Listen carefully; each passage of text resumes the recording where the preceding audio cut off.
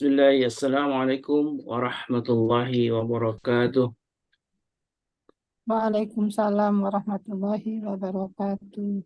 Alhamdulilladzi arsala rasulahu bil huda wa dinil haqq yudhhiru ala dini kullih walau karihal musyrikun.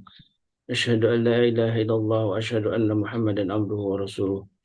Allahumma salli wa sallim wa karim wa barik ala nabiyyina wa syafi'ina wa maulana Muhammad wa ala alihi wa sahbihi wa man ittaba'ahum bi ihsan ila yaumiddin.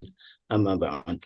Sahabat MKI yang dimuliakan Allah, tidak henti-hentinya kita bersyukur kepada Allah Subhanahu wa taala yang senantiasa memberikan kita kenikmatan dan kesehatan, kenikmatan iman dan Islam tentu yang paling utama yang kita rasakan hingga saat ini, karena itulah yang akan menghantarkan kita mendapat kebaikan tidak hanya di dunia juga di akhirat kelak.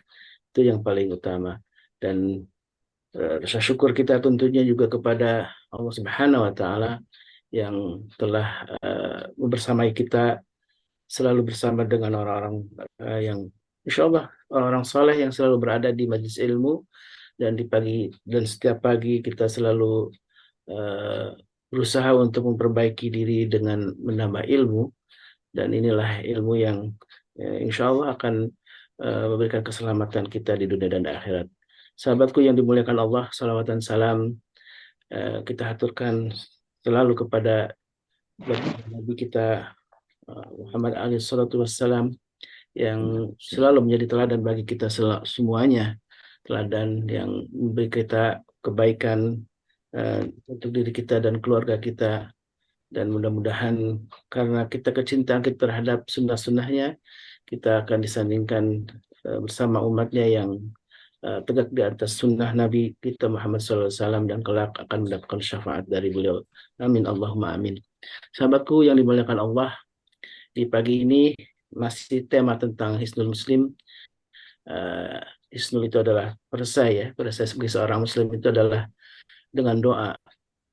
Dan doa yang kita selalu panjatkan itu memang ada tuntunan dari Nabi kita Sallallahu Alaihi Wasallam. Dan di tema kajian kali ini adalah lanjutan dari kajian sebelumnya di hari Kamis pekan lalu. Di pekan lalu kita sudah ngebahas bagaimana tuntunan untuk pergi ke masjid ya. Beberapa doa yang sudah disampaikan oleh guru kita Ustadz Dodi, yang salah satunya bagaimana kita selama ketika keluar dari rumah membaca doa, selama perjalanan ke masjid juga membaca doa. Allahumma ij'al fi qalbi nuran, sampai kemudian Allahumma ij'alni fi sam'i nuran, juga Allahumma ij'al fi basari nuran, dan sehingga akhir. Kemudian ada juga doa ketika kita melangkah masuk ke masjid, juga ada doanya.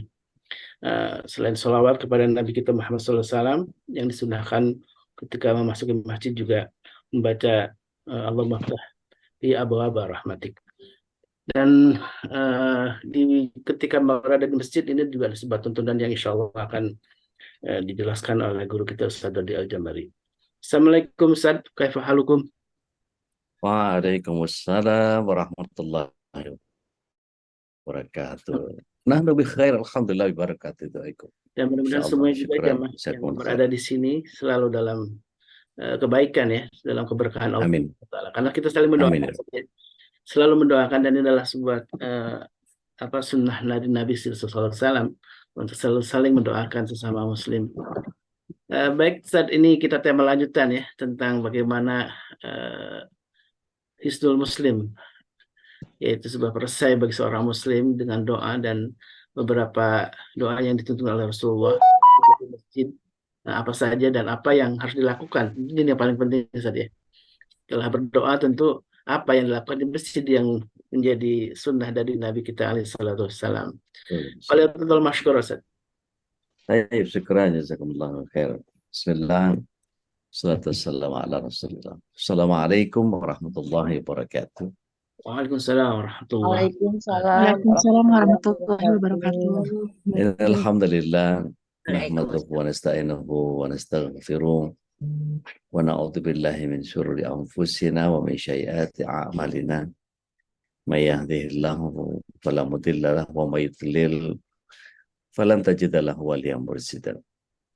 Asyhadu an la ilaha illallah wahdahu la syarikalah wa asyhadu anna Muhammadan abduhu wa rasuluh la nabi wa rasul ba'da. Allahumma salli wa sallim wa barik ala nabiyina Muhammadin wa ala alihi wa sahbihi wa mawala wa la hawla wa la quwata illa billah ma ba'd. Bapak Ibu yang dirahmati Allah SWT, soaimin, soaimat, rahimakumullah, tentu kita semua sedang saum. Hari ini adalah saum Tasu'a, di mana Rasulullah SAW selalu senantiasa menghadirkan begitu banyak ketakwaan di hadapan Allah Subhanahu Wa Taala yang semua kita faham bahwa Allah Subhanahu Wa Taala menjadikan Rasulullah SAW sebagai contoh teladan terbaik yang pernah ada di muka bumi ini, selain Nabi Ibrahim alaihissalam. Maka dua uswatun hasanah ini ketika kita jadikan sebagai uswatun hasanah, maka inilah bagian yang kemudian Rasulullah SAW menjadi sosok yang kemudian semua kehidupannya menginspirasi setiap kita.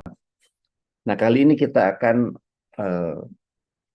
membahas tentang bagaimana ketika bayangan hidup kita berada di masjid bersama Rasulullah SAW. Akan ada banyak hal yang akan kita pelajari. Tentu ketika kita tahu bahwa Rasulullah SAW adalah orang yang kemudian didatangi oleh para sahabat ketika banyak orang melakukan yang namanya ibadah di masa itu.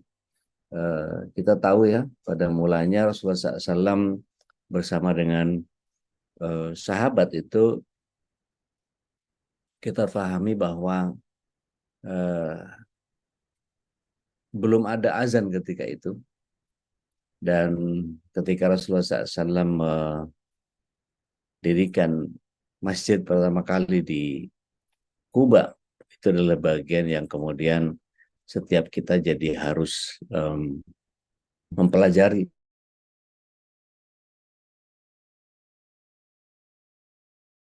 Mengapa bukan bagian yang kita sebut sebagai peristirahatan atau justru rumah yang diperbaiki. Tapi Rasulullah SAW justru yang dipikirkan ketika apapun itu pasti masjid.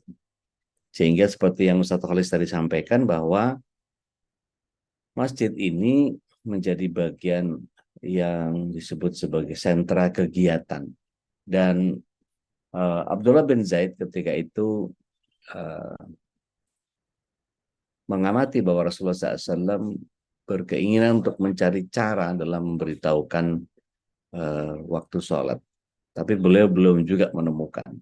Nah, pada masa awal-awal Madinah, Cinta, kipas anginnya digeser ke sana dikit dong, dingin di sini. Kasih ya. Di masa awal-awal ketika umat muslim berkumpul di masjid menunggu datangnya waktu sholat, tapi ketika waktu sholat telah datang, tidak ada seorang pun yang memberitahukan, karena mereka langsung sholat saja tanpa ada penanda sebelumnya, seperti tahu sama tahu lah gitu ya. Tapi seiring dengan berkembangnya Islam, banyak yang tinggal di sekitar masjid itu agak jauh, dan sebagian punya kesibukan yang bertambah sehingga punya tenggang waktu yang tidak bisa menunggu di masjid. Nah, beberapa usul para sahabat kepada Rasulullah SAW agar dibuat tanda sholat itu. Pada saat itu mereka yang jauh dari masjid atau punya kesibukan bisa tetap menjalankan sholatnya tepat waktu. Pada ketika itu para sahabat punya usulan yang beragam tanda masuknya waktu itu. Ada yang mengusulkan lonceng gitu ya, sebagaimana orang Nasrani, ada yang menyarankan pakai trompet seperti orang Yahudi, ada yang merekomendasikan untuk menyalakan api di tempat tinggi sehingga umat Islam yang berbahaya jauh dari masjid bisa melihat. Kalau kita lihat kondisi ketika itu, jangan seperti Yahudi, jangan seperti Nasrani, jangan seperti Majusi, maka Abdullah bin Zaid menghadap Rasulullah SAW. Dia cerita bahwa dia baru mimpi melihat seruan azan itu pada malam sebelumnya. Dan dalam mimpi itu Abdullah bin Zaid didatangi seorang yang berjubah hijau yang sedang membawa lonceng. Maka kemudian Abdullah bin Zaid berniat untuk membeli lonceng yang dibawa oleh orang berjubah hijau itu untuk manggil orang-orang kepada sholat. Tapi orang tersebut menyarankan kepada Abdullah bin Zaid untuk mengucapkan serangkaian kalimat sebagai penanda waktu sholat telah datang. Jadi serangkaian kalimat azan yang dimaksud adalah seperti yang kita dengar sekarang. Allahu Akbar, Allahu Akbar. Asyhadu an la ilaha illallah, asyhadu anna Muhammadar Rasulullah. Hayya 'alas shalah, hayya 'alas shalah, hayya 'alal falah, hayya 'alal falah. Allahu Akbar, la ilaha illallah. Dan kemudian Nabi Muhammad alaihissalam ketika itu meminta Abdullah untuk mengajari Bilal bin Rabbah bagaimana cara melafalkan kalimat tersebut. Pada saat itu Bilal bin Rabbah mengumandangkan azan dan Umar bin Khattab yang tengah berada di rumahnya mendengar. Ia segera menghadap Rasulullah SAW dan menceritakan bahwa dirinya juga mimpi yang sama dengan Abdullah bin Zaid, yakni azan sebagai waktunya sholat. Maka dalam satu riwayat Rasulullah SAW juga disebut mendapatkan wahyu tentang azan ini. Makanya beliau membenarkan apa yang disampaikan oleh Abdullah bin Zaid dan Umar bin Khattab radhiyallahu anhu. Maka sejak saat itu kemudian azan menjadi pertama kali diresmikan sebagai penanda maksudnya waktu sholat. Dan menurut pendapat yang sahih, azan pertama kali itu disyariatkan di kota Madinah pada tahun pertama Hijriah. Dan Bilal bin Rabbah ketika itu adalah termasuk muazin yang awal, sehingga ada 4 alasan kenapa Rasulullah SAW memilih Bilal. Karena suaranya lantang dan merdu, dan dia menghayati kalimat-kalimat azan itu, disiplinnya tinggi dan berani, dan Bilal ini terus mengumandangkan azan. Ketika Rasulullah SAW wafat, dia tidak bersedia jadi muazin, karena selalu menangis ketika menyebutkan asyhadu anna Muhammad Rasulullah. Sampai-sampai kemudian tidak ada yang kuasa melanjutkan azannya. Tapi ketika Khalifah Umar bin Khattab tiba di Yerusalem, maka Bilal diminta untuk azan, maka dia menyanggupi itu. Menurut Syekh Abdullah Asyarqawi, Rasulullah SAW pernah mengumandangkan azan sekali, yaitu ketika beliau alaihissalatu wassalam dalam sebuah perjalanan. Dan ketika sampai di syahadat yang kedua, ketika Rasulullah SAW mengumandangkan asyhadu anna Muhammad Rasulullah, riwayat yang lain mengucapkan asyhadu anni Rasulullah. Mudah-mudahan sejarah ringkas tentang betapa Rasulullah SAW mendahulukan azan ini sebagai bagian yang kita sebut sebagai panggilan yang sangat mulia, karena isinya adalah sebuah sindiran-sindiran yang kemudian membuat kita menjadi harus memahami bahwa apa yang dikumandangkan oleh Allah SWT itu adalah sebuah bagian yang kita akan dalami sebagai sebuah sindiran, dari mulai syahadatnya, syahadat Rasulnya, kemudian panggilan sholatnya, panggilan kemenangannya, dan seterusnya. Nah, ini yang kemudian kita bisa melihat bahwa Rasulullah SAW itu ketika dikumandangkan azan, ya, kata Rasulullah SAW, yaqulu mithla ma yaqulul muadzin. Jadi kalau dia dengar maka ucapkan seperti yang muadzin ucapkan, gitu. Kecuali illa fi hayya 'alas shalah wa hayya 'alal falah. Ya. Wa yaqul la haula wala quwata illa billah. Jadi kita diminta oleh Rasulullah SAW ketika azan maka kumandangkan seperti sebagaimana para muazzin itu mengumandangkannya. Jadi kalau dikatakan asyhadu alla ilaha illallah maka kita ucapkan asyhadu alla ilaha illallah. Asyhadu anna Muhammad Rasulullah maka kita juga mengucapkan asyhadu anna Muhammad Rasulullah. Tetapi ketika hayya 'alas shalah, hayya 'alal falah, maka kita disunahkan untuk membaca la haula wala quwata illa billah. Kemudian satu lagi, ada taswib, ya, di azan itu ada taswib. Taswib ini sempat menjadi berubah di ketika dalam konteks kekinian. Tadinya ada azan tahajud dengan ada azan subuh. Ya, tadinya yang ada taswib itu adalah azan tahajud yang 1 jam sebelum waktu sholat subuh. Dan kita hanya mendapati itu di Masjidil Haram. Jadi 1 jam dari sebelum sholat subuh atau azan subuh, itu yang dikumandangkan adalah azan tahajud. Nah kita ya kadang-kadang yang baru pertama kali ke Masjidil Haram pasti bingung gitu, wah jam segini udah subuh, lihat jam, lah baru jam 3 gitu kan ya. Kok udah azan aja, cepat banget subuhnya di sini. Kita mungkin tidak tahu bahwa itu adalah azan subuh. Nah, di azan subuh itu awalnya ada taswib, yaitu as-salatu khairum minan naum. Gitu. Dan kemudian dalam konteks kekinian, kemudian taswib itu dipindahkan ke sholat subuh. Sehingga pada kondisi azan tahajud menjadi tidak dibacakan. Wallahu a'lam. So, mohon saya dikoreksi kalau saya punya data keliru. Nah, kemudian ketika selesai membaca lafaz azan yang dilantunkan oleh muazin, kita disunahkan oleh Rasulullah SAW untuk kemudian membaca doa yang kemudian ada beberapa lafaz yang terkait, ya.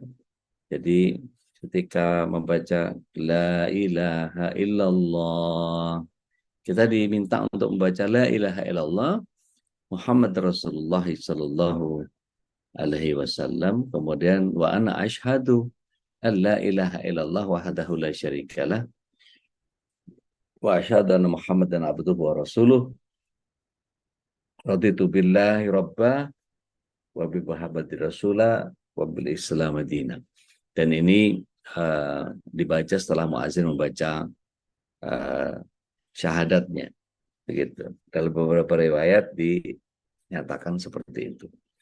Nah, kemudian membaca salawat atas Rasulullah SAW sesudah ya, azan itu disunahkan, dan membaca Allahumma rabba hadhihi hatta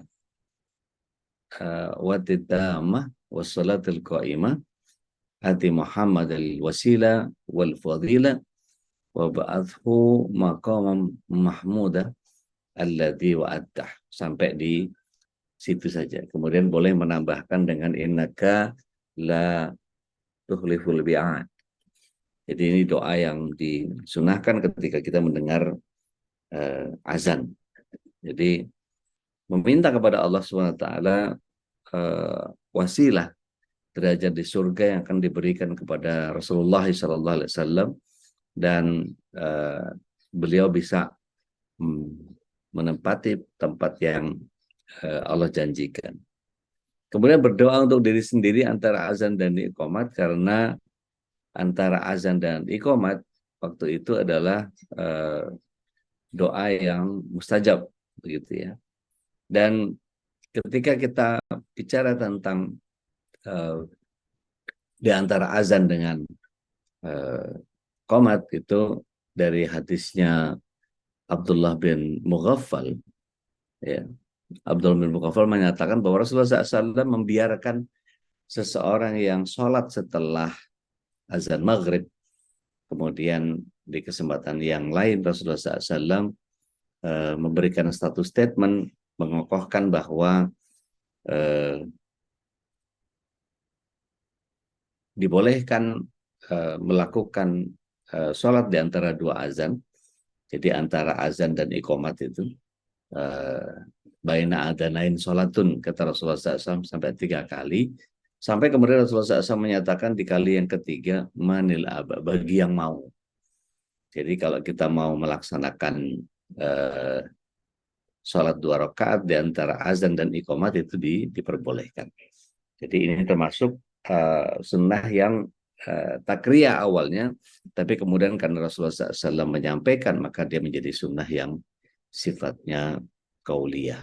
Jadi taswib itu lafaz as-salatu khairum minan naum. Ini yang tadi saya sampaikan di awalnya, bahwa Rasulullah SAW menjalankan itu. Nah, kemudian di masjid itu pernah Rasulullah SAW membiarkan orang-orang Habasyi, gitu ya, anak budak-budak kecil itu yang kemudian mereka menari-nari ketika merayakan hari raya, ya, Id. Dan itu Rasulullah SAW melihat Umar bin Khattab radhiyallahu anhu memberhentikan anak-anak itu, kemudian disuruh dibiarkan oleh Rasulullah SAW, biarkan mereka sedang bergembira, gitu. Jadi itu kemudian bagian yang kemudian kita jadikan sebagai syariat yang kemudian begitu luar biasa. Orang di hari raya Idul Fitri itu anak-anak yang memayyiz, ya, yang masih belum bisa membedakan antara yang baik dan yang buruk, itu belum akil bahasa kita, ya. Itu dibolehkan mereka bergembira atas datangnya hari Id itu. Dan kita lihat kalau anak-anak kita di masjid itu bisa lari-larian sana sini tuh.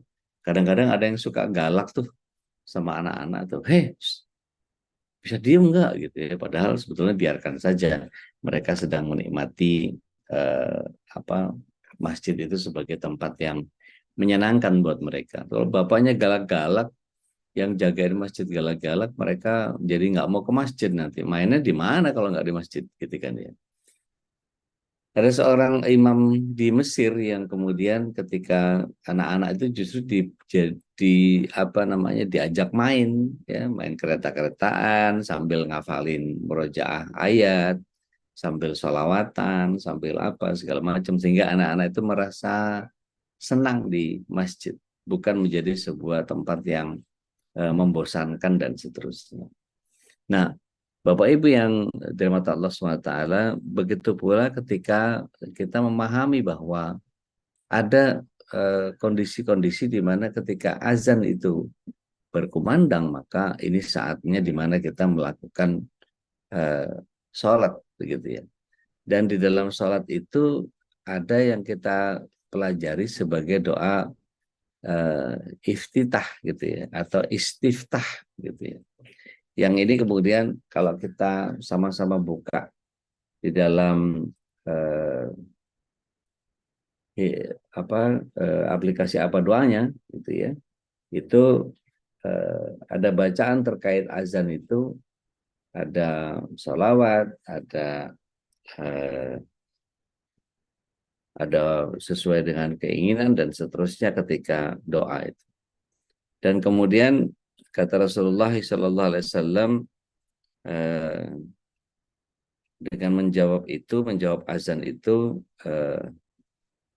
bahwa puja-puji yang kemudian kita lantunkan kepada Allah SWT ini menjadi bagian yang diganjar surga bagi yang menjawab dengan penuh keyakinan. Karena dalam hadisnya Abu Hurairah, dinyatakan bahwa kami pernah bersama Rasulullah SAW, lalu Bilal mengumandangkan azan. Ketika selesai, Rasulullah SAW bersabda, siapa yang mengucapkan seperti yang dilantunkan oleh orang ini dengan yakin, maka dia akan masuk surga. Jadi disunahkan kita untuk baca lafaz azan itu seperti para muazin melafazkannya, gitu ya.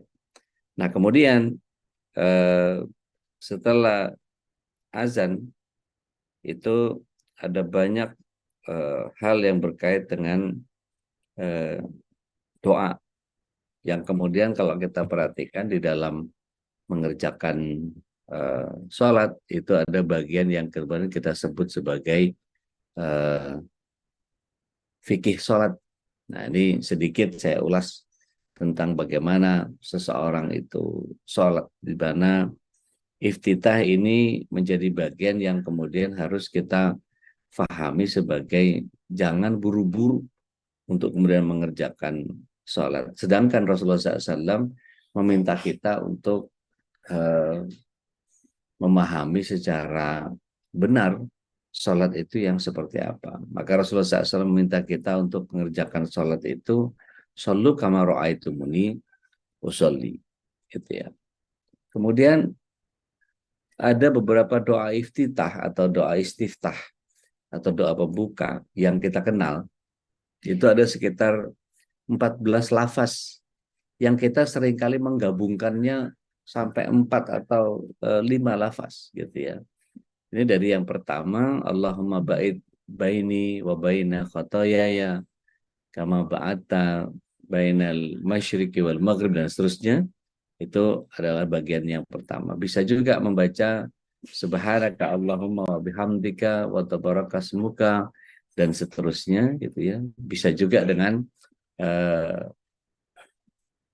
wajjahtu wajhiya lilladzi fatara samawati wal ard hanifan wa ma ana minal musyrikin, gitu ya. Inna sholati wa nusuki wa mahyaya wa mamati lillahi rabbil alamin la syarika lahu wa bidzalika umirtu wa ana minal muslimin. Allahumma antal maliku la ilaha illa anta, dan seterusnya. Ada juga yang kemudian membaca sedikit saja dari bagian ini, seperti para sahabat yang kemudian membaca sedikit saja kabiro walhamdulillahi katsira wa subhanallahi bukratan wa asila. Itu juga bagian iftitah. Boleh nggak kita baca satu saja? Boleh nggak? Boleh, nggak ada masalah. Ini wajah tu saja boleh, inna sholati wa nusuki boleh, kabira walhamdulillahi katsira boleh, dan seterusnya. Allahumma ba'id baini wa baina yang seterusnya tadi juga boleh. Nah, ini yang kebiasaan di kita karena menghafal begitu banyak sehingga menggabungkan, gitu ya. Kabira walhamdulillahi katsira subhanallahi wa asila. Ini wajah tu wajah. Terus disambung. Kadang-kadang sampai 3 atau 4 doa, padahal satu saja sudah cukup, gitu ya. Nah, ini yang kemudian kita dibolehkan membaca satu di antara sekian banyak ini. Nah, kemudian iftitah ini menjadi cukup banyak, gitu ya. Ada sekitar 14 lafaz yang kita pahami. Nah, satu di antara sekian banyak itu yang Rasulullah SAW kemudian menyatakan ada beberapa sahabat yang ketika Rasulullah SAW melakukan bacaan sholat itu ada yang datang tiba-tiba dia bertakbir Allahu Akbar. Kemudian dia ucapkan kabira walhamdulillahi katsira wa subhanallahi bukratan wa asila. Sampai kemudian ikut Rasulullah SAW sholat. Begitu selesai sholat, Rasulullah SAW balik badan kemudian bertanya, tadi siapa yang mengatakan kabira walhamdulillahi katsira wa subhanallahi bukratan wa asila? Enggak ada yang ngaku. Takut dimarahin mungkin. Terus ada yang ditanya lagi sama Rasulullah SAW, siapa yang tadi membaca itu? Nggak ada yang jawab juga. Nggak berani, dia takut dimarahin.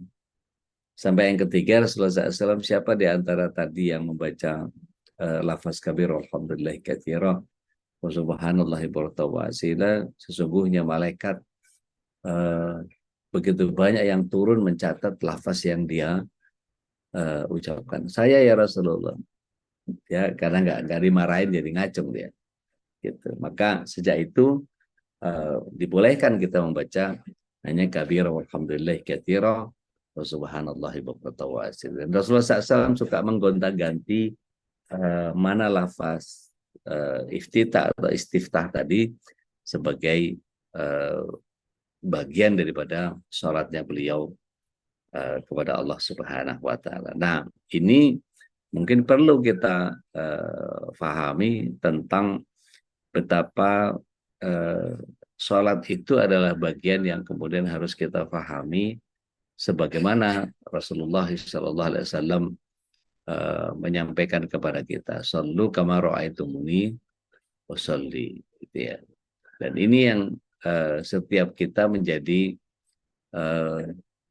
harus tuntaskan tuh bab sholat itu, karena fikih sholat itu menjadi bagian yang kemudian setiap kita menjadi harus memasuki pemahaman yang benar ketika bicara tentang sholat.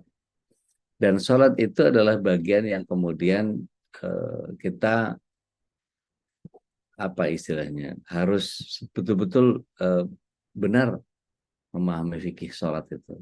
Karena bagaimanapun ketika kita bicara tentang sholat ini adalah bagian yang tidak boleh tidak, ini adalah bab yang kemudian setiap kita diminta oleh Allah Subhanahu wa taala untuk kemudian menjadikan sholat ini sebagai ibadah yang betul-betul tidak ada bias di dalamnya.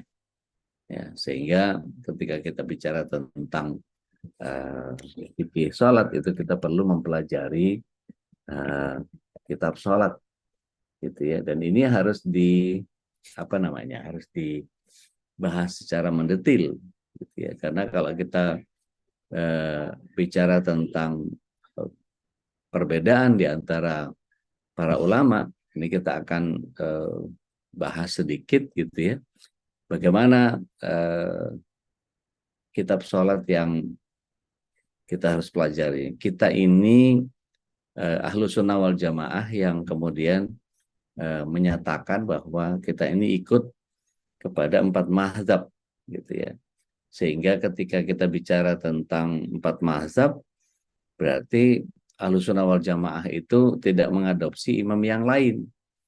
Jadi imam yang kita sebut sebagai imam Hanafi di awal, kemudian Imam Maliki, kemudian Imam Syafi'i dan Imam Ahmad Ibnu Hambal. Yang ini kemudian membuat kita menjadi ya harus secara utuh mempelajari dari 4 imam ini. Mereka ini 4 mujtahid mutlak yang kemudian dari Imam Hanafi, Maliki, Syafi'i, Imam Ahmad atau Imam Hambali yang kemudian kita harus pelajari secara utuh, sehingga kita tidak hanya kemudian belajar Syafi'i terus kemudian yang lain kita tidak pelajari, sehingga kadang-kadang mohon maaf kekurangan ilmu kita menyebabkan kitalah yang paling benar, orang salah. Jadi saya pernah menyepakati sama Mas Selo bahwa sebaiknya kita ini belajar yang benar tanpa harus merasa paling benar. Jadi belajar saja yang sahih, jangan merasa paling sahih. Belajar saja kebenaran-kebenaran yang datang dari Allah dan Rasulullah SAW, tapi jangan merasa bahwa kitalah yang paling benar. Jangan sampai kita kemudian punya sifat seperti iblis yang menyatakan ana khairum minhu, saya lebih baik dari dia gitu. Nah, ini yang menyebabkan kita kurang piknik ya, kurang piknik kitab maksudnya. Pelajari kitab-kitab yang lain sehingga kita punya kekayaan yang mujmal, yang menyeluruh, yang integral, yang holistik, sehingga kita tahu bahwa pemahaman kita, kalau kita ke Masjidil Haram misalnya ya, kita akan melihat ada orang yang takbirnya itu di samping telinga seperti yang difahami oleh Imam Syafi'i, tapi ada juga orang yang sholatnya meletakkan tangannya di sejajar bahu seperti yang difahami oleh Imam Hanafi. Nah, yang nggak boleh kan nyampur gitu kan ya. menggabungkan dua mazhab dalam satu kondisi. Jadi kalau wudhunya adalah wudhu Syafi'i, maka kemudian sampai sholatnya sebaiknya Syafi'i semua. Jadi kalau misalnya lafaz basmalahnya ya dibunyikan gitu, Bismillahirrahmanirrahim. Tapi kalau kita wudhunya wudhu Hanafi, maka kemudian di dalam sholatnya juga kita mengikuti apa yang dilakukan oleh Imam Hanafi sebagai cara untuk kita berurusan dengan Rasulullah SAW. Mari kita pelajari sedikit tentang mazhab sebelum kita bicara tentang apa yang Rasulullah SAW sampaikan di masjid. Maka mazhab ini adalah jalan, adalah tarik, ya, metode pembelajaran gitu ya, atau manhaj yang kemudian dibentuk setelah melalui pemikiran dan penelitian, kemudian orang yang menjalaninya menjadikannya sebagai pedoman yang jelas, batasan-batasannya, bagian-bagiannya dibangun dalam prinsip-prinsip dan kaidah-kaidah. Perlu kita pahami bahwa sesungguhnya mazhab dalam Islam itu banyak sekali. Ya, lebih dari 300 mazhab, tapi yang mengikuti atau yang diikuti dan bisa disepakati oleh Ahlus Sunnah wal Jamaah hanya 4 mazhab ini. Maka kalau ada mazhab yang lain, misalnya ada yang punya buku fikih 5 mazhab nggak di rumah? Ya, kalau ada itu sempat rame dan banyak orang yang punya kitab fikih 5 mazhab itu. Sebetulnya itu adalah penambahan dari Syiah, ya, dengan menambahkan Ja'fari. Padahal kita tahu Syiah Rafidhah itu tidak pernah ridho kepada apa yang datang dari kita. Jadi itu sebaiknya nggak usah dibaca tuh fikih 5 mazhab itu, karena dia telah memasukkan Ja'fari ke dalam kaidah mazhab yang mulia ini. Dan Islam Ahlus Sunnah itu mempelajari hanya 4 mazhab saja yang diikuti, ya. Dan 4 mazhab yang dimiliki ini valid untuk diikuti. Tapi perbedaannya tidak hanya pada soal-soal yang fundamental, sedangkan untuk Sunni di kalangan Salafiyah yang bermanhaj salaf menggunakan semua mazhab dengan dalil yang kuat sebagai pedoman dalam menjalani ritual keagamaan dan lain-lain. Artinya apa sih manhaj salaf itu, Ustaz? Begini, kita menyatukan pendapat yang datang dari Rasulullah SAW, yaitu Rasulullah SAW menyatakan khairun nas qarni, sebaik-baik manusia itu adalah yang sekurun denganku, yaitu para sahabat. Summa ladina yalunnahum, yaitu yang dimaksud adalah yang datang setelahnya. Summa ladina yalunnahum, yang datang setelahnya kemudian. Jadi kalau kita berpatokan kepada apa yang Rasulullah SAW sampaikan, maka kita menjadi paham bahwa yang Rasulullah SAW maksud adalah sahabat. Dan kemudian sepeninggal Rasulullah SAW, para sahabat ini kemudian diikuti oleh orang-orang yang ittiba kepada sunnah, ittiba yang kepada Rasulullah SAW, sesuai dengan surat 3 ayat ke-31, ittiba kepada Rasulullah SAW. Kemudian di surat 9 ayat 100 juga ittiba kepada Muhajirin dan Ansar, dan inilah orang-orang yang diridhoi oleh Allah Subhanahu wa taala. Maka mereka satu kaum setelah Rasulullah SAW wafat ini disebut sebagai tabi'in, adalah orang-orang yang mengikuti, dan ini banyak kelompok ini. Kemudian setelah wafat para sahabat, ada orang-orang yang ittiba juga kepada para tabi'in, disebutnya tabi'ut tabi'in. Ini yang disebut oleh Rasulullah SAW sebagai summaladina yalunnahum, summaladina yalunnahum. Maka kalau kita kembali kepada surat 9 ayat 100, di situ ada satu statement setelah Muhajirin wal Ansar walladzina tabauhum bi ihsan, dan orang-orang yang mengikuti dengan baik. Nah, kalau kita bicara tentang satu kejadian, satu peristiwa di mana Rasulullah SAW mengerjakan itu, maka kembali kepada apa yang para sahabat perhatikan pada Rasulullah SAW, sehingga mengerjakan sesuatu itu harus mengikuti Rasulullah SAW sebagai sebuah patokan. Kalau tidak ada pada Rasulullah SAW, maka seperti yang pernah saya sampaikan bahwa sunnah itu bisa datang dari para sahabat, bisa datang dari para tabi'in, bisa datang dari para tabi'ut tabi'in. Nah, mereka ini adalah orang-orang dulu. Maka dalam bahasa Arab orang dulu itu namanya salaf. Gitu. Karena mereka adalah satu umat, maka disebut salaful ummah. Atau mereka orang-orang soleh, sekelompok orang soleh yang dari zaman Rasulullah SAW, sahabat, tabi'in, dan tabi'ut tabi'in ini adalah orang-orang soleh, maka disebutnya salafus soleh.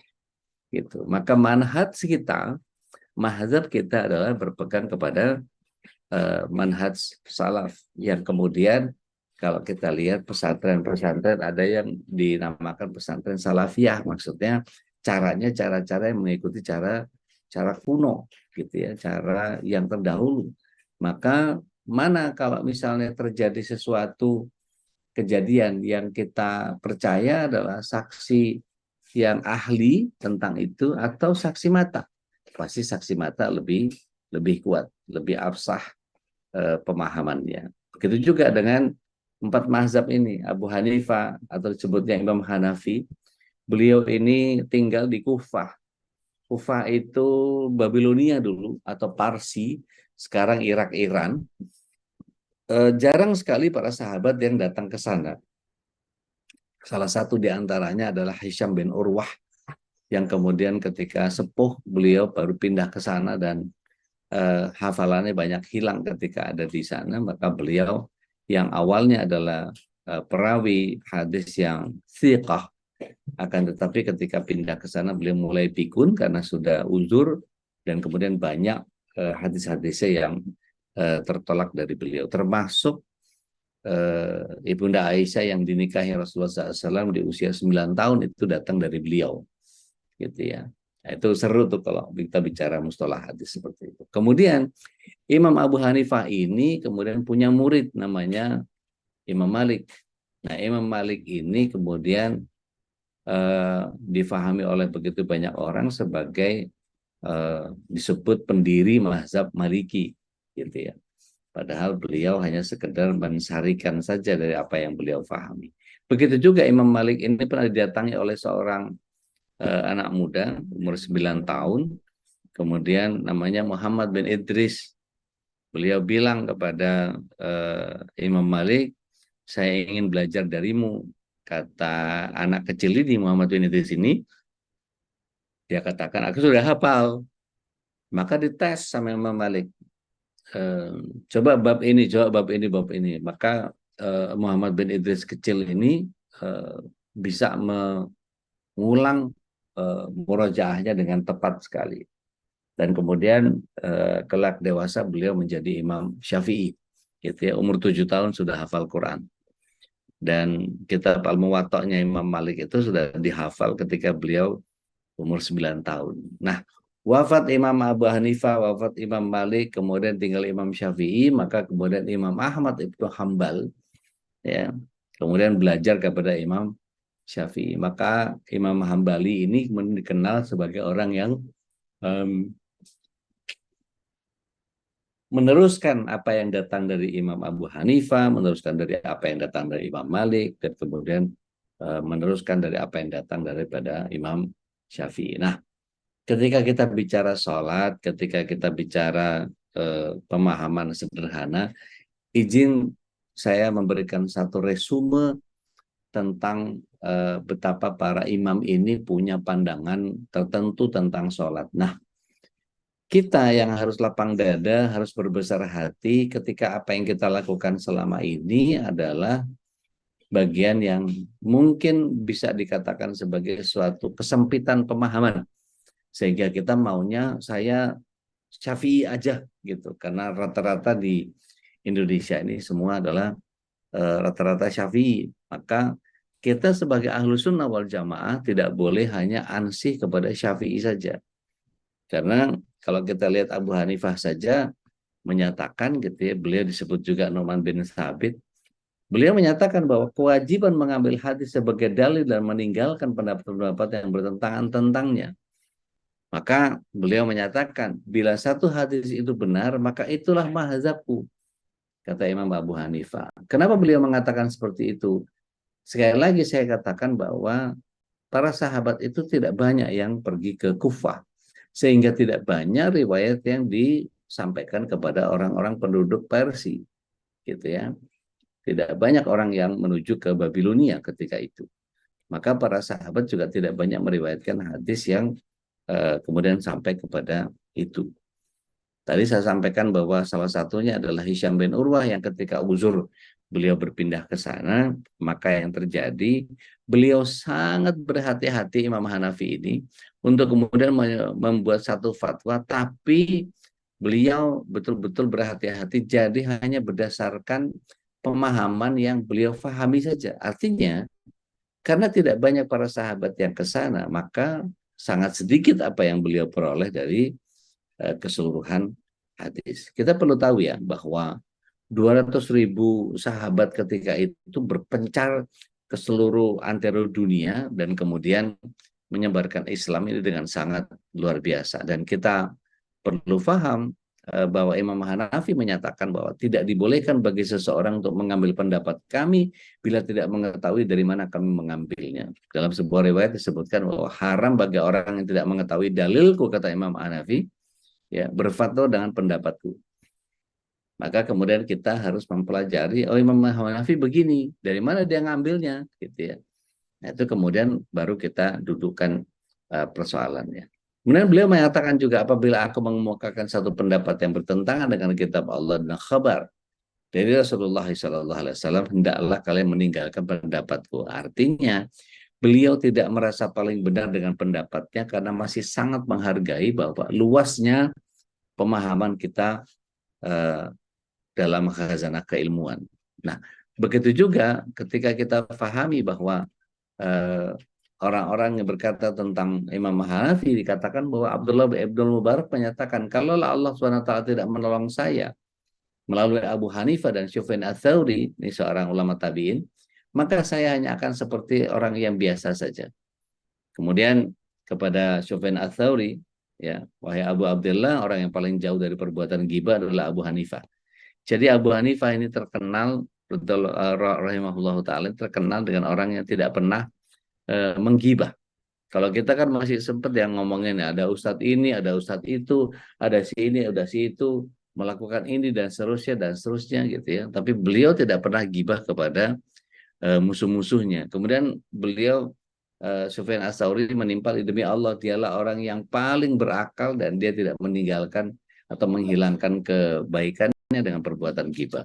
Imam Syafi'i memberikan satu penilaian kepada Imam Hanafi, maka barang siapa yang ingin mutabahir, ya, mutabahir itu luas pemahaman seluas samudra, punya ilmu yang seluas lautan, maka dalam masalah fikih itu hendaklah dia belajar kepada Abu Hanifah.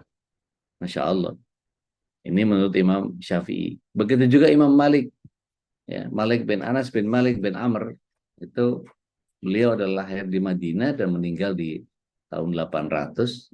Ya, dia pakar fikih dan ilmu hadis, dan beliau menyatakan, sungguh aku adalah manusia yang terkadang salah, terkadang benar.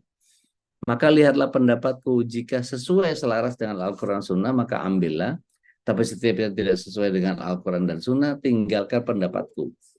Jadi setiap perkataan orang itu boleh dipakai atau ditinggalkan kecuali perkataan Rasulullah SAW. Nah, kita pindah ke Imam Syafi'i, ya. Abu Abdullah Muhammad bin Idris Asy-Syafi'i, atau disebutnya Muhammad bin Idris Asy-Syafi'i, gitu. Ini di Gaza, Palestina, ya, lahirnya, dan dia juga tergolong kerabat dari Rasulullah SAW, dari Bani Muthalib, yakni keturunan Al-Muthalib, saudara dari Hashim yang merupakan kakeknya Rasulullah SAW. Kemudian ketika usianya mencapai usia 20, beliau ke Madinah untuk berguru kepada ulama besar ketika itu, Imam Malik. Baru kemudian 2 tahun kemudian ke Irak, ya, berguru kepada murid-muridnya Imam Hanafi. Seperti tadi saya katakan, beliau ada di Kufah. Ya, dan Imam Syafi'i punya 2 dasar berbeda untuk mazhabnya. Yang pertama adalah qaul qadim, ya, pendapat awal, dan qaul jadid. Nah, sebagian besar di kita itu hanya berpegang kepada qaul qadim saja. Seolah-olah kemudian qaul jadidnya Imam Syafi'i tidak dipergunakan. Tapi sekali lagi ini biasanya masalah-masalah yang sifatnya furu'iyah, gitu. Dalam kitab Al-Um, Imam Syafi'i menyatakan, jika sebuah hadis bertentangan dengan perkataanku, maka buanglah perkataanku di belakang tembok. Artinya Imam Syafi'i saja merontokkan pendapatnya sendiri dibanding dengan hadis. Gitu. Maka beliau nyatakan kebaikan ada pada 5 hal. Kekayaan jiwa, menahan dari menyakiti orang lain, mencari rezeki yang halal, takwa, dan thiqah, percaya kepada Allah. Maka ridho manusia adalah tujuan yang tidak mungkin dicapai, tidak ada jalan untuk selamat dari omongan manusia, wajib bagimu untuk konsisten dengan hal-hal yang bermanfaat bagimu. Jadi ini statement sangat menginspirasi, terutama saya suka sama statementnya Imam Syafi'i. Ridho nas fi kulli syai qarar ghayatu wala tudrar. Ya, membuat semua orang bahagia atas keputusan kita itu adalah perbuatan yang mustahil. Jadi tidak bisa kita menyenangkan semua orang. Pasti ada orang yang pasti nggak senang sama kita. Allah yang maha adil saja keputusannya makan korban, gitu kan ya. Jadi kalau Allah SWT menetapkan bahwa jangan berzina, para pezina kena, gitu ya. Jangan jadi homo, ya, para pemangku LGBT menjadi tersinggung, gitu ya. Nggak boleh mencuri, maka para maling, ya, para koruptor kena, gitu ya. Maka ketika ada orang yang menjalankan sesuai dengan pendapatnya Imam Syafi'i ini, maka kalau negeri kita ini sedang dikuasai para penjahat-penjahat, maka orang-orang baik pasti berusaha untuk dikalahkan. Kemudian ikutlah ahli hadis, kata beliau, karena mereka orang yang paling banyak benarnya. Jadi kalau orang yang punya pemahaman tentang hadis, maka mengacu kepada itu, mereka orang paling banyak kebenarannya. Semua perkataanku yang menyelisih hadis sahih, maka ambillah hadis yang sahih, jangan taklid kepadaku, kata Imam Syafi'i. Dan semua hadis yang sahih dari Rasulullah SAW, maka itu adalah pendapatku, meskipun kalian tidak mendengarnya dariku. Gitu. Jadi artinya Imam Syafi'i bukan orang yang kemudian merasa bahwa pokoknya semua yang datang dari saya benar. Nah, sementara ada orang yang kemudian taklid kepada Imam Syafi'i. Pokoknya saya Syafi'i, gitu. Saya nggak mau yang lain. Nah, itu hati-hati dengan yang begitu, karena Ahlus Sunnah wal Jamaah menghargai pendapat seluruh mazhab, gitu ya. Dan bahkan kata Imam Syafi'i rahimahullah ta'ala, jika kalian dapati dalam kitabku sesuatu yang menyelisih sunnah Rasulullah SAW, maka ucapkanlah sunnah Rasulullah SAW dan tinggalkan ucapanku. Nanti ada beberapa contoh yang akan kita bahas. Kita pindah ke Imam Ahmad Ibnu Hambal, gitu ya, atau disebut Imam Hambali. Beliau ini adalah seorang ahli hadis, seorang teolog Islam. Dia lahir di Turkmenistan, ya, di atasnya Afgan, ya. Kunyahnya Abu Abdullah, lengkapnya adalah Ahmad bin Muhammad bin Hambal bin Hilal bin Asad al-Marwazi al-Baghdadi. Jadi memang dia ini orang Baghdad, ya, karena Irak itu dulu ada Jamaah Islami al-Baghdadi yang dihancurkan oleh sekutu ketika menghancurkan Saddam Hussein, begitu ya. Nah, Imam Ahmad bin Muhammad bin Hambal yang tersebut juga sebagai Imam Hambali. Dikatakan oleh beliau, jangan bertaklid kepadaku, kepada Malik, kepada Syafi'i, kepada Auza'i, dan tidak pula Tsuri. Ambillah dari apa yang mereka ambil. Dalam sebuah riwayat dikatakan, jangan bertaklid dalam masalah agama kepada para imam. Ikuti saja apa yang dicatat dari Rasulullah SAW dan para sahabatnya. Sedangkan tabi'in boleh memilihnya, menolak atau menerimanya. Al-Auza'i berpendapat bahwa Malik berpendapat dan Abu Hanifah berpendapat, menurutku, kata Imam Ahmad Ibn Hambal, semuanya adalah opini, adalah ro'yu, adalah pemikirannya sendiri. Sedangkan yang bisa dijadikan sebagai hujah dalam masalah agama adalah athar. Maka kemudian sebagian kita menamakan diri sebagai athariyah, yang hanya menggunakan hadis, gitu. Kemudian kata Imam Hambali, barang siapa menolak hadis Rasulullah SAW, maka ia berada di tepi kehancuran.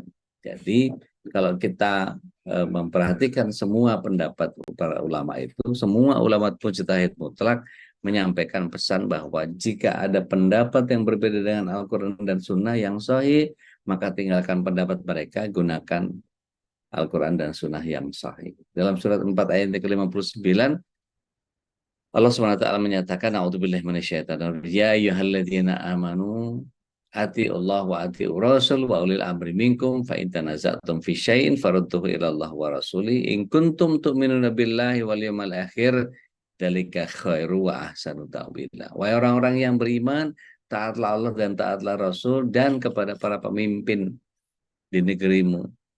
Jika berbeda pendapat terhadap segala sesuatu, maka kembalikan kepada Al-Quran dan Sunnah. Itu lebih baik bagimu kalau kau beriman kepada Allah dan hari akhir.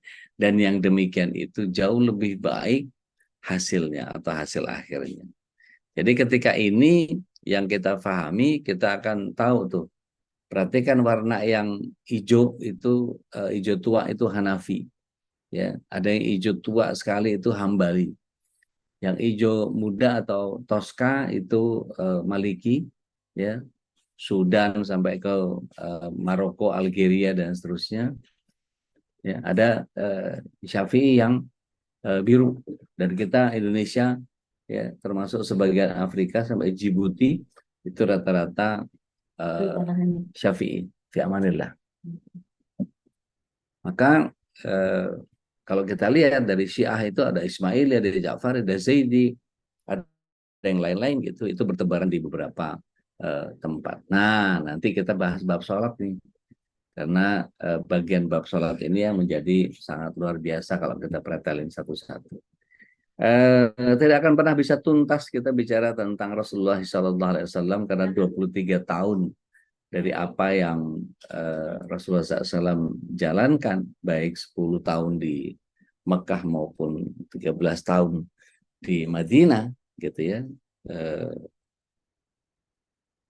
Bagian yang 13 tahun di Mekah, 11 tahun di Madinah itu menjadi bagian yang kemudian tidak mungkin kita bisa menyelesaikan dalam waktu yang sangat singkat. Belum lagi bias-bias tentang yang segala macam. Waktu berpacu, detik berlalu, kata-kata yang kita dengar adalah bagian yang membuat kita membentuk kepribadian kita, maka tanpa terasa sudah pas 6:30 nih. Kalau Babe Haikal biasanya udah 6:30 nih, udah ya gitu ya. Saya biasa suka kebablasan itu, remnya kurang pakem saya. Jadi berusaha saya rem dulu sekarang.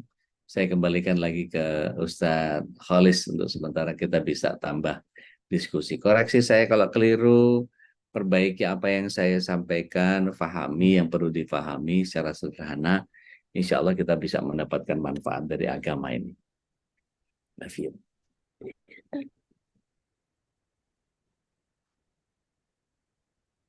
Alhamdulillah wa syukurillah.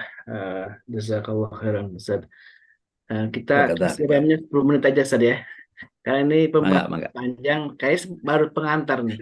Baru pengantar tentang bagaimana berada di masjid. Karena tadi baru sekali highlight tentang ucapan-ucapan para ulama ya, para Betul, yang betul. harus kita pahami sehingga kita tidak, istilahnya kalau ada yang berbeda itu kemudian tidak kemudian aneh ya. Apabila Ya, apalagi ketika berada di Masjidil Haram ya, itu kan Masya Allah. kita bertemu dengan saudara-saudara kita kaum muslimin yang berada dari yang bermadhab lain gitu ya, ada yang dari Maliki Kok ya. tangannya gitu? Kok dia gitu? Kok dia gitu? Kita sibuk sama orang gitu padahal nggak Iya. tahu. Jadi ini pelajaran yang berharga ya, paling berharga hingga kita tidak lagi mempersoalkan ini kunut apa tidak gitu kan. Ini pakai basmalah apa tidak gitu ketika jahar baca apa namanya sholatnya gitu dan lain sebagainya. Jadi kita akan lebih paham, lebih arif, karena itulah butuhnya kita belajar ngaji gitu ya. Butuhnya ngaji ini kita supaya lebih bisa paham tentang betapa ilmu syariat ini begitu luas, dan barangkali kita belum tentu sampai sisa umur yang kita habiskan ini bisa bisa memahami secara utuh, tapi ketika niat kita, azam kita untuk selalu belajar, mudah-mudahan ini menjadi sebuah wasilah bagi kita untuk mendapatkan ridho Allah Subhanahu wa taala. Dan tadi sangat menarik saat ketika dikatakan bahwa ketika tidak punya dalil ya jangan ikut gitu ya. Karena wala taqfu ma laysa laka bihi ilm gitu ya. Jangan ikuti sesuatu Nah, yang kamu tidak, kalian dalam tidak punya ilmunya. Baik nih, mudah-mudahan sejauh mana kita bisa bertaklid gitu San. Nah ini mungkin saya buka dulu aja forum tanya jawab ya. Mungkin ada beberapa 10 menit bisa ngobrol sambil nanti kita tunda lagi karena ini pekan depan bisa akan lebih dalam lagi. Jadi kita bisa Insya Allah, insya insya Allah Allah. ya mudah-mudahan Allah pasti. Bismillah, salatu wassalamu ala Rasulillah. Pada saat kapan kita boleh bertaklid? Bertaklid itu sebetulnya dalam Islam itu kan kita progresif ya.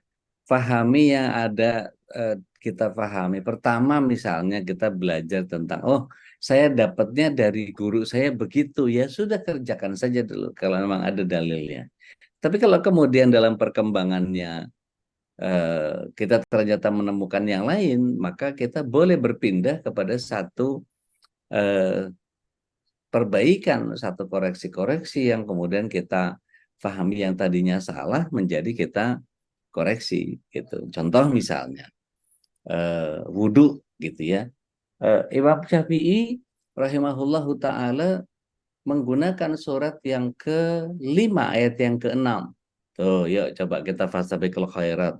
Mumpung Muharram nih. Kita apa namanya? Pelajari sebentar ya Mbak Dewi ya. Mbak Dewi soleh hati sebentar. Kita pelajari perbedaan-perbedaan bagaimana para ulama itu menghadirkan begitu banyak perbedaan. Silahkan ada yang berkenan baca surat 5 ayat 6. Tafadhal atau tafadhali. Ayat 6. Surat 5 ayat 6. Mangga silahkan. Mas Nandar mungkin bisa kopas. Atau yang Silakan. lain balapan aja. Silahkan. Ada yang mau langsung buka mic-nya boleh juga. Insya Allah saya ya Ustadz. Monggo, Silakan. silahkan. Al-Maidah ya. Bu Siti Ya. silakan. Al-Maidah surat kelima ayat 6. Saya Betul. baca doa terjemahannya ya Ustadz. Mangga. Wudhu, mandi dan tayamum. Wahai orang-orang yang beriman, apabila kamu hendak melaksanakan salat, maka basuhlah wajahmu dan Wajahmu, tanganmu, dan tanganmu sampai ke siku. Sampai siku, oke. Dan sapulah kepalamu dan basuh Sebentar. kedua kakimu. Sapulah kepalamu, berarti sapulah kepalamu itu kalau kita lihat, mengapa ada sebagian kita yang ikut Imam Syafi'inya bukan menyapu kepala, tapi hanya membasahi sedikit di antara rambutnya. 3 helai saja cukup katanya. Karena ternyata dia menggunakan pendapat yang qadim, pendapat yang awal, yang 3 helai saja terbasahi sudah cukup bagi dia. Tapi kaul qadimnya ternyata menggunakan surat 5 ayat 6 yang digunakan oleh Imam Syafi'i. Terusin. Lanjut ya. Dan sapulah kepalamu dan basuh kedua kakimu sampai ke kedua mata kaki. Betul. Jika kamu junub, maka mandilah. Ya. Dan jika kamu sakit atau dalam perjalanan kembali dari tempat buang air atau kakus atau menyentuh perempuan, ya.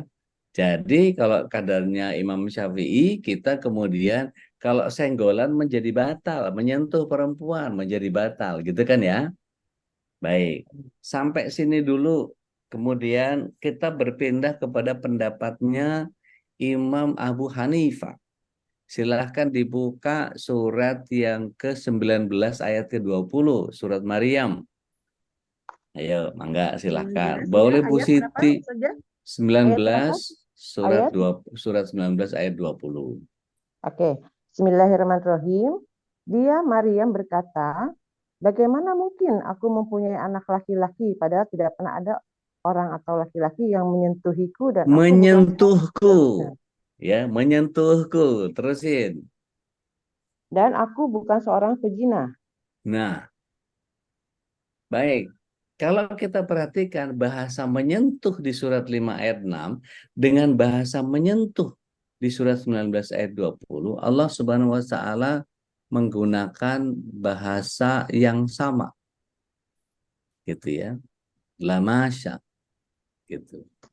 Jadi menyentuh ini kemudian menjadi bagian yang oleh Imam Abu Hanifah dikatakan bahwa menyentuh yang dimaksud adalah secara teknis Bukan seperti menyentuh yang surat 5 ayat 6 difahami oleh Imam Syafi'i.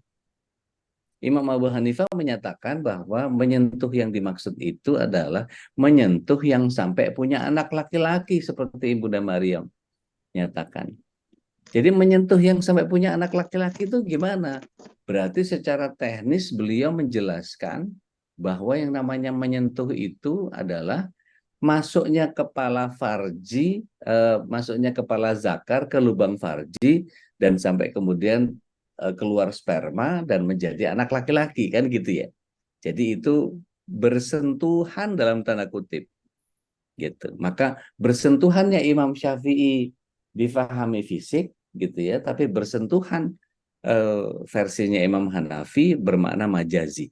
Dari situ saja kita sudah beda gitu ya. Jadi kematangan dalam berpikir seperti tadi Ustadz Holis bilang, kita butuh kearifan di dalam melihat perbedaan-perbedaan yang ada ini. Jadi taklid sampai mana? Sampai kita tahu dalilnya. Gitu. Wallahu a'lam bishawab. Gitu Ustadz Holis. Baik, kita batasi di satu pertanyaan terakhir ya, karena ini Mangga. pertanyaan.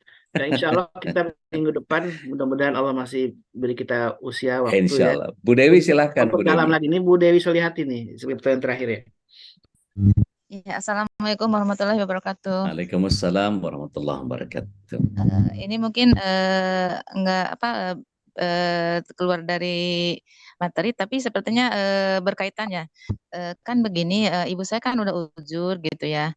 Dia ketika meninggal dia minta tahlilkan gitu sebagaimana mestinya. Tapi kakak saya kan beda, dia tuh Persis itulah. Dia Nah. bilang kata kakak saya jangan ikut apa kata mama katanya. Kita kan ingin sama-sama ke surga katanya. Nggak usah seperti itu. Pokoknya kakak saya ngasih tahu begini-begini. Pokoknya nanti kalau mama meninggal ikut apa kata kakak gitu. Jadi saya tuh bingung gitu kan. Sementara adik-adik saya bilang ya enggak lah itu amanah dari mama, harus ikut kata mama. Nah ini jadinya harus bagaimana gitu Pak Ustadz.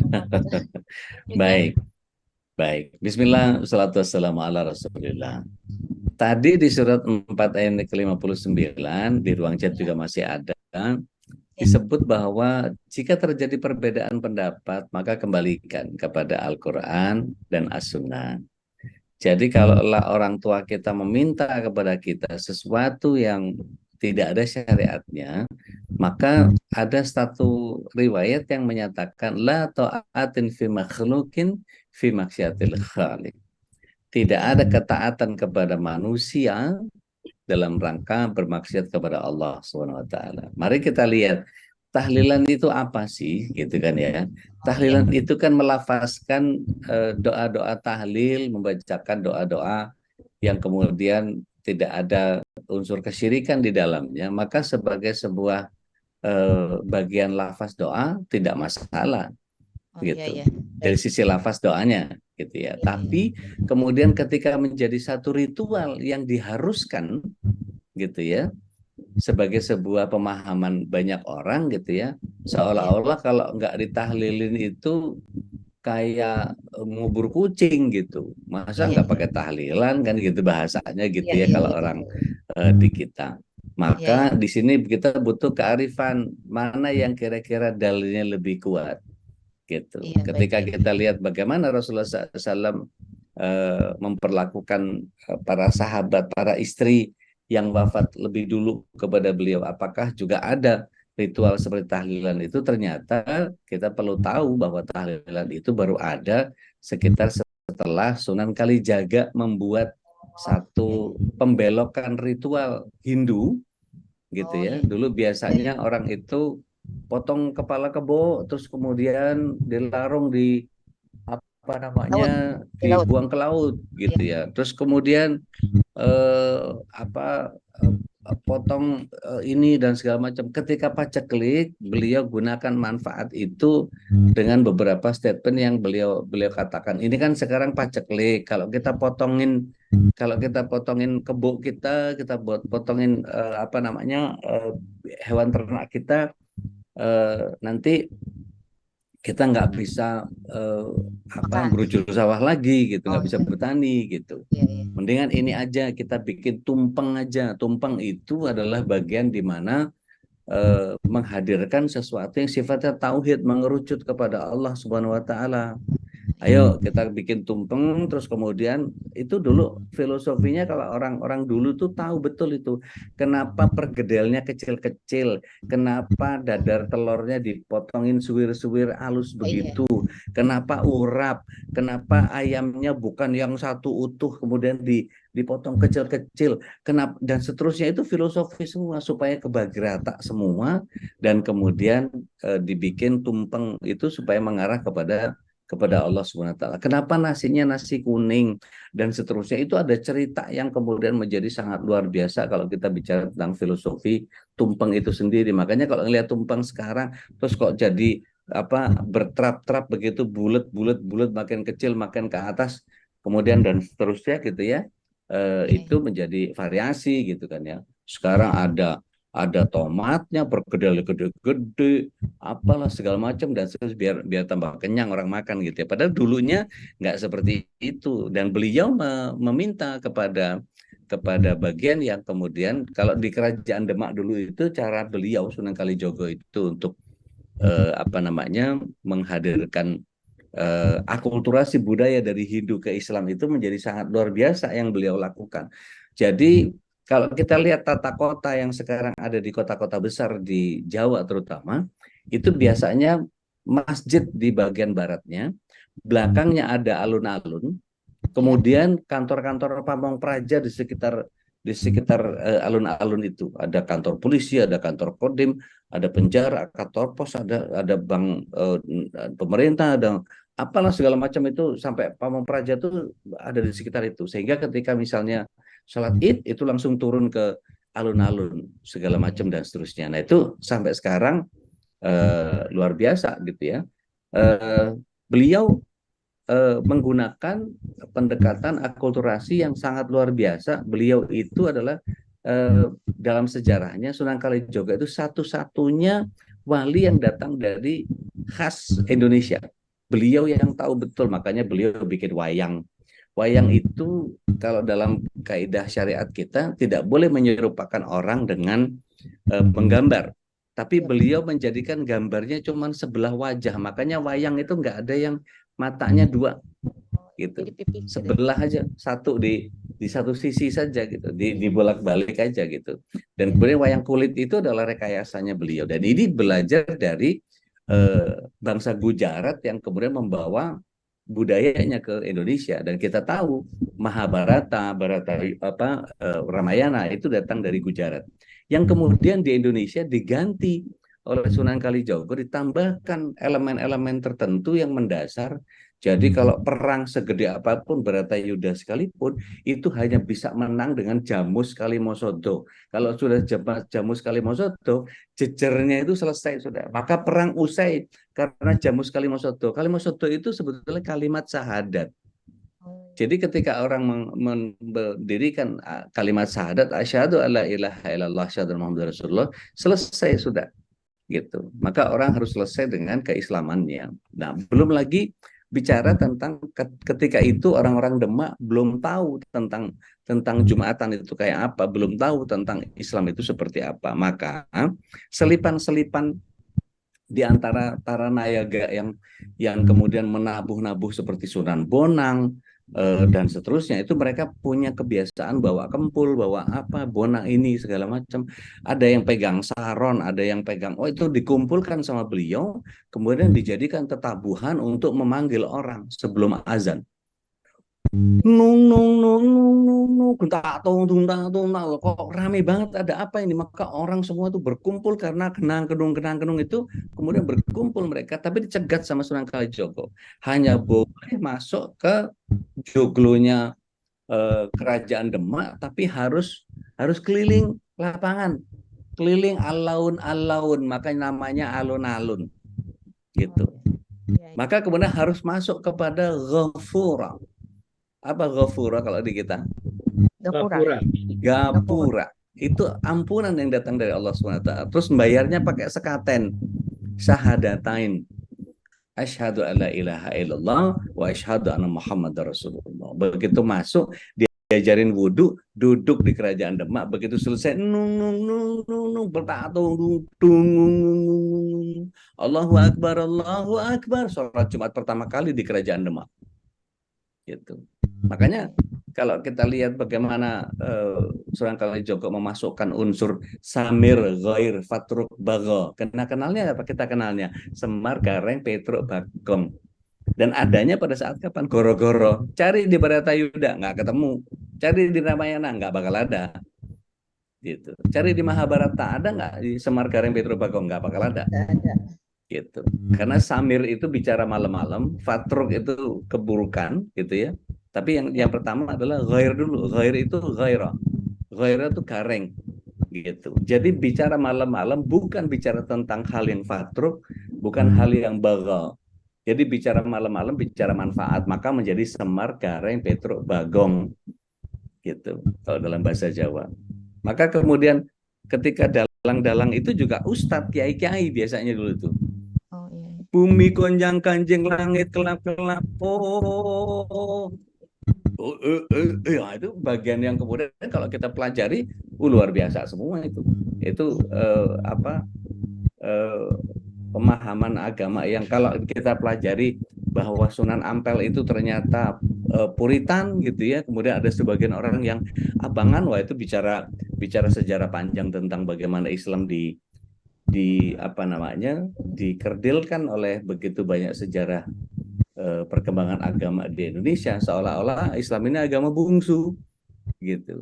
Jadi dari situlah kemudian tahlilan itu muncul gitu, daripada motong kepala banteng, udahlah kita tumpengan aja.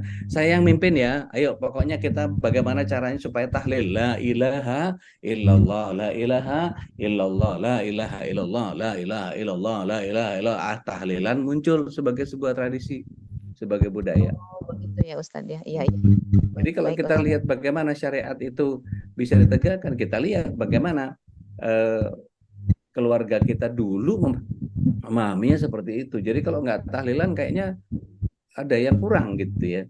Padahal Iya. itu sebagai sebuah bagian yang kemudian kita yang memahami syariat secara utuh sekarang sudah tidak perlu lagi mengikuti hal-hal yang sifatnya tradisional yang tidak ada contoh dari Rasulullah SAW.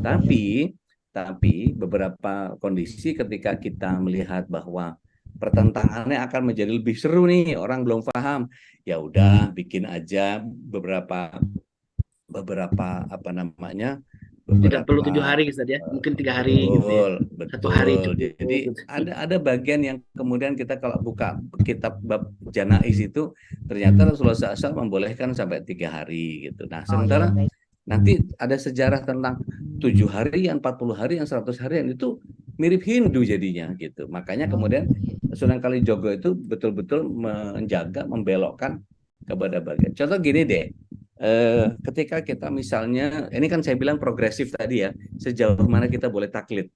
Ustadz Khalis tadi luar biasa pertanyaannya. Kalau ada hadiah tuh dapat beli itu hadiah tuh. Hadiahnya umroh Ustaz. Sementara Fortis dulu aja ya. Jadi ketika kita memahami bahwa dulu keluarga kita yasinan, oke yasinan aja dulu, yasinan, habis itu udah begitu selesai yasinan, tiba-tiba kita belajar nih, ternyata yasin itu ada 16 hadis tentang yasin, semuanya lemah. Padahal hadis yang lemah nggak bisa dijadikan sebagai hujah. Terus kemudian kita ketemu sama Al-Kahfi. Ternyata Al-Kahfi hadisnya lebih kuat daripada yang lemah. Cuman hasan saja sih, nggak sampai sahih gitu ya. Maka kemudian kita mengganti progresif pemahaman kita kepada Al-Kahfi. Maka setiap malam Jumat bukan yasinan, kita ganti menjadi Al-Kahfi. Nanti kalau tiba-tiba belajar lagi, ketemu apa lagi yang kemudian ternyata Rasulullah SAW memuliakan itu. Tidak banyak orang hari ini yang kemudian menyatakan bahwa Rasulullah SAW itu ketika bangun dari malam itu tidurnya membaca Al-Mulk, membaca As-Sajdah gitu. Buat kita, waduh, kita belum sampai itu ke situ gitu ya. Kita artinya gini, seandainya kita diberikan kesempatan untuk mengikuti Rasulullah SAW, plek keteplek gitu, nggak kuat kita. ngikutin dari mulai pagi sampai habis ini aja kita udah berapa pekan kita membahas tentang Rasulullah SAW, kayaknya kok salah semua ya kita ya gitu ya. Bangun tidur ternyata baca Ali Imran gitu ya 190 sampai habis gitu dan seterusnya. Ada banyak hal yang kemudian kita belum ini. Jadi kalau kita mengikuti Rasulullah SAW nggak bakal kuat, apalagi kemudian bikin sesuatu yang baru. Nah ini ikuti saja Rasulullah SAW yang kemudian ketika kuat dalilnya, insya Allah kita bisa pertanggungjawabkan kehadiran Allah Subhanahu Wa Taala. Kata Rasulullah SAW, man amalan amila laisa min amruna fahuwa raddun. Barang siapa yang kemudian mengamalkan satu amal yang tidak datang dariku untuk urusan agamanya, maka tertolak. Apa istilahnya tepopi capek digawe teka pakai karena gitu. Jadi ngapain gitu bikin tapi nggak ada pahalanya gitu. Gitu kurang lebih Bu Dewi. Iya, Punten pisan. ya, Baik. baik. Alhamdulillah. Jazakumullah Masya khairan, Allah, ini Pak masih Ustaz. panjang ya Ustaz ya. Nanti Masya masih ada Allah, waktu Masya jamaah Allah. yang dimuliakan Allah, bersabar Insya karena Allah. nanti pertanyaan-pertanyaan bisa ditampung dulu. Silakan nanti di pekan depan kita akan gali lagi dan karena berada di masjid ini memang Rasulullah berada di masjid itu banyak sekali Masya Allah, Masya Allah. pengajaran-pengajaran yang bisa kita dapatkan. Baru pembuka ya. baru awalan aja dan insya Allah nanti yang kita lanjutkan di pekan depan. Barakallahu fikum, Insya jazakallahu Allah. khairan dan mudah-mudahan apa yang bisa kita dapatkan menjadi sebuah kebaikan bagi kita dan menjadi jalan petunjuk untuk bisa lebih baik lagi dalam beribadah. Amin Allahumma amin. Dan sebelum ditutup, saya persilakan lanjut untuk Dr. Vicky, silakan mau ambil alih. Kalau ada beberapa hal yang bisa disampaikan di majlis ini sebagai penutup. Pak silakan Dr. Vicky. Lanjut Ustadz, udah Ya. lewat nih waktunya kita. Oh begitu. Baik, jamaah yang dimuliakan Allah, mari kita tutup kajian ini dengan doa kafaratul majlis. Subhanallahumma wa bihamdika asyhadu an la ilaha illa anta astaghfiruka wa atubu ilaik. Alafu minkum wabillahi taufiq wal hidayah. Wassalamualaikum warahmatullahi wabarakatuh. Waalaikumsalam warahmatullahi wabarakatuh. Terima kasih Ude. Terima kasih Ude. Dengan senang hati, mantap. Allahumma bil Qur'an waj'alhu lana imaman wa nuran wa hudan wa rahmah. Allahumma zakkirna minhu ma nasina وعلمنا منه ما جهلنا وارزقنا تلاوته آناء الليل وأطراف النهار واجعله لنا حجة يا